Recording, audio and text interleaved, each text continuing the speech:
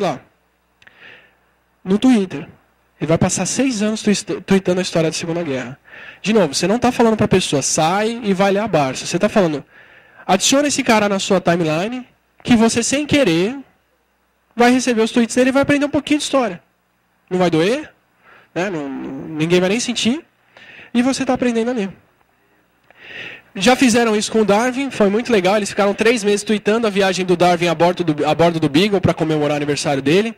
Então, hoje eu vi o cormorão do pezinho azul. Aí dá um tempo, putz, hoje eu consegui andar nas costas de uma tartaruga gigante, como aquele bicho tem um pescoço longo. Coletei tentilhões, esqueci de identificar eles. E por aí vai. Então, colocando aquele conteúdo o tempo todo. E coisas mais sérias, coisas mais pesadas, né, mais pesadas assim, menos voltadas para o público e mais voltadas para o pesquisador em si, também tem como comentar, discutir, compartilhar esses artigos dentro de redes feitas para pesquisadores. Aqui, como exemplo, é o Mendeley, tem o ResearchGate, tem o SciToLike, tem o Academics. Eu vou me referir mais ao Mendeley daqui para frente porque ele é o que tem mais usuários. Não quer dizer que seja melhor ou mais indicado, é o que tem mais informação disponível agora. Mas você também tem, do ResearchGate, você tem como postar sobre trabalhos lá dentro, compartilhar, disponibilizar o seu manuscrito, disponibilizar os arquivos suplementares. Então a hora que finalmente saiu o trabalho do doutorado, das coisas que eu fiz, todos os arquivos que eu usei para simulações e para as outras coisas, dá para colocar tudo ali disponível. Passo a passo do que eu fiz. Então, a ideia é não só colocar o artigo, mas colocar tudo que está em torno dele. E deixar isso tudo disponível ali dentro.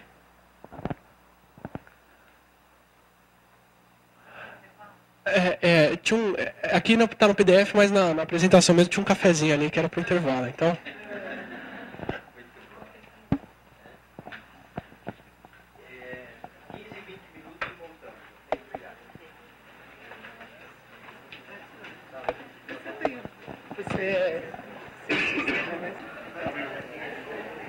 Pode voltar já? Bom, podemos voltar? Então, até agora a gente estava vendo qual o papel do pesquisador, o que o pesquisador consegue fazer na internet. Agora a gente vai ver como os publishers podem aproveitar esse movimento dos pesquisadores nas redes. Então, aqui era só para dar um exemplo para vocês de como ainda não assimilaram essa dinâmica de redes sociais. Tá? Quase todo periódico tem um campo de comentários, hoje em dia. O que é muito legal, muito bom você poder comentar ali dentro, mas não funciona. Eu digo isso pelo meu blog. Tá? Eu não tenho mais comentários no blog. Ou melhor, eu tenho alguns, quando o comentário diz respeito diretamente ao que eu escrevi, do tipo, olha, você cometeu um erro aqui, ou esse texto vem disso aqui, também tem texto aqui, ou coisa assim. Agora, quem achou aquilo legal, ou quer elogiar, ou quer comentar, ou quer fazer alguma coisa, ele não vai fazer isso lá. Ele vai chegar no Facebook dele, vai postar um link para o texto e vai falar, olha, gostei desse texto. Os comentários estão todos agora fora do meu site. E em sites de revistas, de periódicos, a coisa está acontecendo na mesma linha. Então o problema é que a política dos publishers, ou de boa parte deles, é a mesma política da Globo escrevendo do G1 ou da Folha. Você não pode ter link externo. Se você pegar um texto de jornal, os caras chegam a descrever o nome do site, mas pôr um link para o site dentro da página, não. É a mesma coisa aqui. Então, os publishers até hoje eles estão tentando conter montar uma rede social dentro do site deles. Desculpa, eu não quero fazer parte de 32 outras redes de acordo com a revista que eu leio. Eu quero fazer parte das 2 que eu mal controlo agora e poder discutir tudo que eu conseguir ali dentro. Tem a rede do livro, que é a rede que eu compartilho o livro que eu estou lendo e outros, é muito bom para descobrir livro. Tem rede de podcast, tem rede de periódicos, tem rede de paper, tem o Facebook, tem o Twitter, tem a rede de música. Chega, né? Mais uma. Então o que acontece? Você vai ter o campo de comentários. Eu escolhi um artigo bem... como é que eu vou dizer? Com potencial para comentários aqui. Era um artigo bastante importante. Obrigado, polêmico. Um artigo bem polêmico sobre o surgimento da gripe suína, que era o tipo de comentário que ia estar... que era o tipo de artigo que ia estar forrado de comentários, ou que deveria estar forrado de comentários. Não tinha nenhum. Tá? Tem um artigo recente, tem um texto recente, ele está na bibliografia disponível lá no site do evento, que o cara fez o experimento mesmo. Ele mandou e-mail para 2.000 pesquisadores da área, falou, olha, tem esse meu artigo publicado na revista, eu gostaria muito que você entrasse lá e comentasse sobre o artigo. Ele conseguiu, com os 2.000 e-mails, 20 comentários. Dos 20, 10 são dele, respondendo a quem comentou. Mas é essa a regra, gente. É a regra do 90, 9, 1. Né? 90 vão entrar e sair, 9 vão ler aquilo até o final, 1 vai comentar. Então, ao invés de você botar um campo de comentário ali dentro, traça o comentário que está sendo feito fora e traz ele para cá, porque aqui dentro não vai acontecer. Eu estou pegando um artigo que eu garanto para vocês que foi muitíssimo acessado, polêmico, cheio de resultado ali dentro que podia estar sendo discutido e não tem comentário nenhum. E qualquer outra coisa que eu quiser ver desse artigo nas redes sociais, eu não vou achar. Eu tenho como baixar ele, eu tenho como exportar a citação, eu tenho como compartilhar ele em algumas redes com o link ali embaixo, mas eu não tenho como ver quem compartilhou já. Eu não tenho qualquer link da Nature Publishing para fora ali. Eu posso levar isso para fora. Eu tenho como clicar no link e colocar isso no Twitter. Eu tenho como clicar no link e colocar isso no Facebook. Mas eu não tenho como ver quem colocou isso lá. E vocês vão ver que isso faz muita diferença. Para dar um outro exemplo, aqui. Eu tenho o botãozinho de bookmark lá. Agora eu consigo clicar nele. Mas eu não faço ideia de quantos outros clicaram. Nem quantos clicaram. Muito menos quem são esses outros. E de novo, lembra que eu falei para vocês... O grande barato da rede social é a comunidade, é a interação que você constrói ali dentro. Tá? Eu tendo a ler muito mais artigos que alguém me recomenda, que alguém que eu sigo recomenda, do que aqueles que eu vou trombar passeando aleatoriamente. Então, se eu conseguisse entrar aqui e ver, putz, fulano e beltrano que eu sigo no Facebook já curtiram esse artigo, eu já tenho um filtro bom para mim. Eu sei que quem tem interesses em comum com os meus, está lendo aquilo. Mas eu não tenho como saber agora. Então eu posso levar daqui para fora, mas ver o conteúdo de fora aqui dentro de forma alguma. Aqui eu tenho o conteúdo mais clicado, mandado por e-mail, e mais baixado e mais blogado. Legal, pô, finalmente, né? Um filtro social. Quantos cliques? Mais blogado por quais blogs? Mais mandado por e-mail, quantos? X. Então, assim, mesmo quando eles promovem esse conteúdo, você não tem como saber onde ou como que a coisa está se dando. E com isso você está perdendo muito. Tá? Muito. Garanto que todos eles têm estatísticas de quanto aquele artigo é acessado, baixado e cada coisa ali dentro. Só que essa estatística ela tem um valor.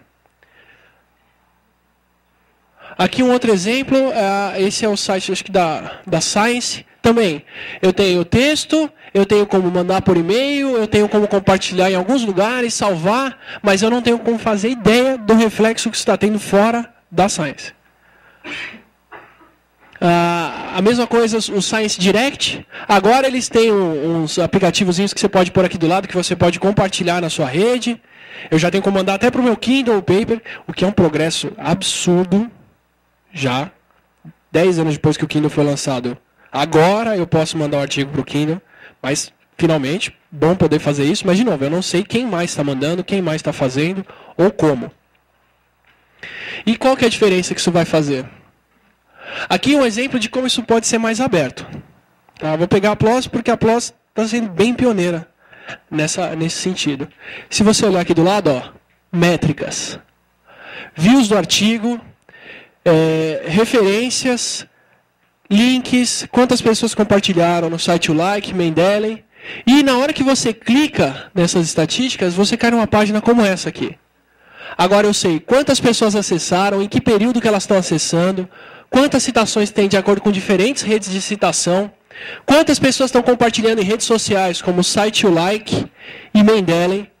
Eu tenho como ver quantos blogs estão cobrindo aquele artigo, mas mais do que isso, se eu clicar ali, ele não está contando quantos blogs.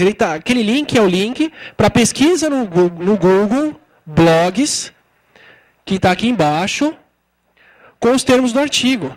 Então eu consigo sair da revista e ir direto para quem está escrevendo sobre aquilo. Se esse artigo tivesse sido comentado no Research Blogging, que eu falei para vocês ali, tinha mostrado a home em português, mas se ele tivesse sido comentado e publicado em qualquer blog cadastrado no Research Blogging, esse blog ia estar aqui contando como mais uma pessoa que comentou sobre o artigo. Então, hoje em dia, quer fazer um exercício muito legal para interpretar melhor aquele artigo? Pega um artigo que você leu ali e gostou e vai ver quem está comentando sobre aquilo para você ter uma noção de quantas opiniões diferentes isso te traz ou do conteúdo que essas pessoas vão estar discutindo. É fantástico. Mais do que isso, essas métricas todas, elas têm e vão ter um valor cada vez mais importante para a gente medir a maneira como se faz ciência. A medida mais clássica de relevância de um artigo, de um periódico, é o fator de impacto. Né? Eu não vou discutir o fator de impacto aqui, ou como ele é calculado, ou o fato de ninguém conseguir calcular ele sério. Tá? Esse artigo aqui, eles baixaram todas as citações das revistas, tentaram fazer qualquer cálculo. A única relação que eles acharam de fator de impacto não foi fator de impacto com citações. Foi fator de impacto com o número de retratações do periódico. Então, quanto maior o índice de impacto, maior o número de artigos retratados que ele tem. O que faz um certo sentido se você pensar que artigos com fator de impacto muito alto tendem a receber pesquisa de ponta que pode ser refutada a qualquer momento. Né? Assim, a qualquer momento não, mas ela está mais suscetível a isso do que artigos que estão tratando de coisas que já estão bem estabelecidas. Tudo bem, não estou nem questionando isso. Mas, de novo, fator de impacto, número de citações é uma coisa que faz todo sentido ser usada, mas não é a única medida que você tem. Fazia sentido você se prender a ela quando ela era a única. Quando eu não tinha como saber quantas pessoas xerocaram o artigo na biblioteca, ou quantas pessoas compartilharam a mesma revista no departamento, ou quantas pessoas guardaram isso na gaveta para ler depois, ou quantos parágrafos foram marcados com grifa-texto. Mas hoje em dia, você tem como saber quantas pessoas clicaram, acessaram, tweetaram, quantas figuras foram baixadas e por aí vai. Experiência pessoal, o último artigo que eu xeroquei foi em 2006. E o último que eu imprimi foi lá por 2009, 2008. Do Kindle para cá, nunca mais. Fazendo esforço pessoal para tentar não imprimir mais essas coisas. Então não tem mais esse sentido de você contar só a citação. Especialmente só a citação para revista. Vou mostrar para vocês o porquê. Isso tudo aqui, que eu vou comentar agora, é feito principalmente em cima desse trabalho que eu estou citando aqui embaixo. Altmetrics in the Wild. Sim, tudo que eu falei da PLOS, aquelas métricas todas, a PLOS está disponibilizando num site que é o altmetrics.org, que eles dão todas as medidas e ferramentas para você implementar isso, medir, como discutir esses dados. Mas se você quer ter o primeiro pé na água do que você pode medir com isso, recomendo muitíssimo esse artigo de acesso aberto, guardado no Arquivix, que é o Altmetrics in the Wild, do Jason Prim, que é um dos caras que é pioneiro nessas medidas. Ele pegou todos os artigos publicados na PLOS de 2003 até 2010. E foi fazer uma análise da representação de cada um desses artigos em todo tipo de coisa. Isso aqui é para vocês entenderem o reflexo que o artigo pode ter em redes sociais e o que isso pode trazer. Olha só. Quantos dos artigos foram baixados? Quase todos foram baixados. Acreditem, tem artigo que não foi nem baixado, o PDF dele. Porque eles descontaram ferramentas automáticas aqui. A pessoa tinha que ter entrado e clicado no PDF. Então, quase 100% dos artigos, quem está aí no fundo e não conseguir ler, eu vou falando para vocês aqui as coisas, tá? Quase todos os artigos foram baixados. Quase todos os artigos foram clicados, então aqui é page views. Aqui é citações até 2011. Aqui, ó. 80% desses artigos foram salvos no Mendeley. Isso daqui vocês têm que considerar também que ele juntou os dados até 2010, fez essa análise em 2011, tinha artigo que era muito recente ainda, tinha meses, e podia não estar citado ou clicado, por aí vai. Mas, para ter uma noção, quase 80% desses artigos estão no Mendeley. Enquanto citações no PubMed para os artigos, que são aquelas mais restritas, não davam 50% deles. Ou seja, se você for se ater à citação, especialmente citação no PubMed, você vai computar menos dados, você só vai conseguir tratar metade dos artigos que estão disponíveis ali dentro. Você só vai ter métrica para metade deles. Se você for tratar quantos deles estão adicionados no Mendeley, você tem 80%. E pior, quando esse artigo é adicionado no Mendeley, o Mendeley é um programinha, ele tem as duas coisas. Ele é um programa de desktop que você salva o artigo ali dentro, que é para onde todos os meus papers não impressos foram. E ele tem a rede, você cria o seu usuário, e esse PDF que você salvou no seu computador aqui vai estar sincronizado com o seu computador em casa, por aí vai. Mas você também tem o seu usuário online. E o artigo, todo artigo publicado, ele tem a página dele dentro do Mendeley. Então, quando eu vou e adiciono um artigo no meu programa, de novo, tem outros programas que fazem isso, tem o Zotero, tem o EndNote Web, por aí vai. Esse é só o que tem mais usuários, por isso que eu vou falar das métricas dele. Vocês veem pelo número de papers que estão adicionados ali. Então, quando eu adiciono esse paper no meu programa, ele vai mandar para a página do artigo dentro do Mendeley que mais uma pessoa adicionou. Mas o mais legal é que, quando eu adiciono o paper na minha biblioteca, eu coloco as palavras-chave para achar ele depois.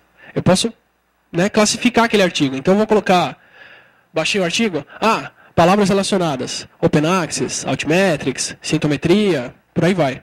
Então, depois, se você clica na página desse paper no Mendeley, você tem não só a métrica de quantas pessoas adicionaram, mas onde elas adicionaram, quem está discutindo isso, quais são as palavras-chave que estão associadas àquele artigo, quais são os grupos que compartilham esses artigos ali dentro, quais são os artigos, quem clicou nesse também clicou em, quem leu isso também lê outro, quem recomendou esse também recomenda tal. Então você tem toda uma métrica em torno disso que você agrega pelas pessoas que estão lendo, que vão muito além da citação só ou da contagem de cliques. Também tem o site Like Saves, que é outro manager de referências. Comentários. Não chegam a 20% dos artigos da PLOS com comentários. Muitos desses é 1 ou 2 comentários no máximo.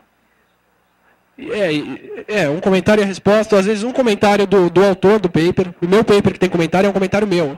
Faltou colocar tal referência. Está ali no finalzinho.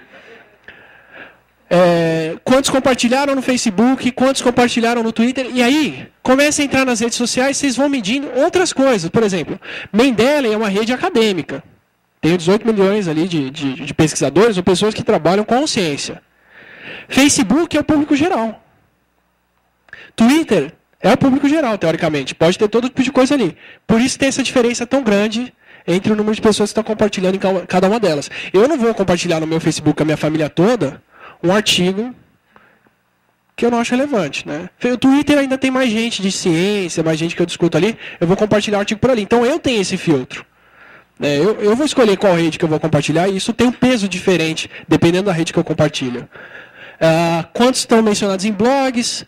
O F1000, que é uma rede que está crescendo bastante lá fora agora, que é 1000 pesquisadores de cada área, quais são os artigos que eles recomendam. Então eles contratam gente top da área para o cara compartilhar ali quais são os artigos que ele acha mais relevantes. Vocês vão ver que isso dá um outro tipo de métrica. Quantos estão citados na Wikipedia? Tem um trabalho muito legal na bibliografia da apresentação que, hoje em dia, menos de um mês depois de um artigo ser publicado, ele está na Wikipedia, se ele for entrar lá. E se ele entrou lá, ele tem muita chance de ser bem citado. Não necessariamente porque ele está na Wikipedia, não é a Wikipedia que traz as citações. Mas quem leu aquilo e achou relevante o suficiente para colocar ali dentro, sabia o que estava fazendo, identificou um artigo bom, e isso é um sinal de que ele vai ser bem citado depois. Quantos tem comentário no Facebook, quantos tem like no Facebook, quantos tem a resposta no PLOS Comment. Você vê, 20% está comentado, 5% tem uma resposta ali, aquele comentário só. E quantos tem clique via Facebook. Tá? Então, isso tudo aqui é o que a PLOS está disponibilizando para medir os artigos deles. E cada um desses, vocês vão ver que traz uma camada diferente de métrica. Por exemplo, de novo, só o Twitter por conta da dinâmica do negócio. Isso aqui é uma comparação com os artigos, acho que do Arquivix e da PLOS, também porque são os únicos que têm essas estatísticas abertas, de quantos deles estão compartilhados no Twitter, em quanto tempo e qual a relevância disso. Mais da metade dos compartilhamentos no Twitter são feitos nos primeiros 2 dias depois que o artigo é compartilhado. Lembra que eu falei da coisa ser imediata. Mais da metade dos compartilhamentos vão acontecer ali, nos primeiros 2 ou 3 dias depois do artigo sair. Dos mais tweetados, a maioria deles são os que têm mais downloads, não necessariamente vindo do Twitter. Lembra que eu falei, isso é só uma medida de filtro social de um artigo bom. E o artigo que estava no grupo dos mais tweetados, ele tinha 11 vezes mais chances de ser um dos artigos mais citados depois de 4 anos. 4 anos. Então eu tenho como nos 2 primeiros dias ter um índice bem confiável de qual é o artigo que vai ser muito bem citado daqui a 4 anos. Então eu não estou descartando a relevância das citações, não estou dizendo que elas não são importantes, mas estou dizendo que nesse intervalo longo que a gente tem entre o trabalho sair e ele ser referenciado, você já tem essas métricas. E elas já dão uma noção da saúde do artigo, ou da chance dele ser citável. Então, essas métricas alternativas em redes sociais, elas preenchem esse espaço, essa lacuna entre o artigo sair e ele ser citado. E pode te direcionar um pouco do que tem de mais relevante ali, antes de você esperar sair o fator de impacto ali, anos depois, por conta disso ter sido mais citado. Segundo o Prim, isso aqui é uma entrevista com ele, é de um outro artigo que ainda não saiu, que ele já está falando dele antes. Dos pesquisadores que eles foram atrás, 2,5% deles só tem Twitter. Um número que está aumentando. Mas dos que têm Twitter, 1/3 dos tweets desses pesquisadores eram sobre pesquisa. Ou seja, quem se envolveu o suficiente para entrar no negócio, está falando de ciência ali dentro. E é isso que traz esse retorno, esse reflexo depois. E, de novo, é inevitável. As pessoas vão comentar mais sobre artigos no Twitter, vão todos para lá, ou para o Facebook, ou para o que for, e isso vai te dar esse retorno depois. Aqui é para ter uma noção das medidas em que eles puderam extrair de quem estava referenciando os artigos. O Delicious, ele é um site de favoritos. É uma comunidade que você vai favoritando os artigos, bastante similar a ele, que eu estou usando, casado com a apresentação aqui, é o Bundler. Tá? O Bundler, eu estava usando ele porque ele permite você compartilhar os pacotinhos de links. Então, todos os links que eu estou usando na apresentação e textos relacionados, eu fui lá, favoritei, coloquei dentro do pacotinho, e o pacotinho dentro do site do evento está lá. Fontes, aí tem os links lá dentro. Então, você pode compartilhar, estão todos ali dentro. Vocês veem que a maioria deles estão... Isso aqui é o período depois que o artigo é publicado, onde a maioria das coisas ocorre. Então, favoritos, a maioria deles está concentrado nos primeiros dias depois da publicação. Um tempo depois, você tem os comentários. Aí tem as citações no site like. Então, quantas pessoas adicionaram? E isso vai acontecendo ao longo do tempo. Então, o público do site like é um público constante. Isso vai ficar 1 ano de gente adicionando numa taxa mais ou menos constante. A chance de ser tweetado aqui é para outros artigos dele que são do Arquivix. O Twitter ele viu bastante gente compartilhando o tempo todo. Ao contrário do outro que tinha visto a maioria tweetando no começo. E aqui as referências, as citações, que você só começa a medir 120, 150 dias depois do artigo publicado. Então, esse intervalo aqui, entre o artigo ser publicado e ele ser citado, você pode preencher com essas métricas aqui, que vão te dar uma noção depois dele ser citado. Mas não só